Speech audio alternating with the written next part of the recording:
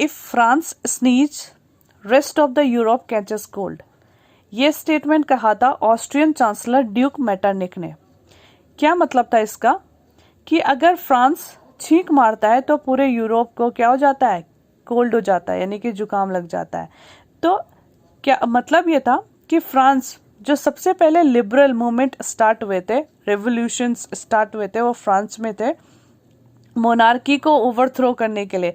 Monarchy, conservatism, aristocracy को हटाकर एक इलेक्टेड कॉन्स्टिट्यूशन का जो सिलसिला शुरू हुआ था वो फ्रांस से ही स्टार्ट हुआ था। सबसे पहले जो लिबरल मूवमेंट स्टार्ट हुए थे वो फ्रांस में थे और धीरे धीरे करके फ्रांस से स्टार्ट हुआ और पूरे यूरोप में नेशनलिज्म की भावनाएं फैल गई और इस तरीके से हर कोई नेशनलिज्म के लिए लड़ना शुरू करने लग गया था। तो यही मतलब था कि अगर फ्रांस में कुछ भी होता है तो वो पूरे यूरोप को इफेक्ट करता है, पूरे यूरोप को इफेक्ट करेगा। तो फ्रांस ने अगर छींक मारी तो पूरे यूरोप को जुकाम हो गया।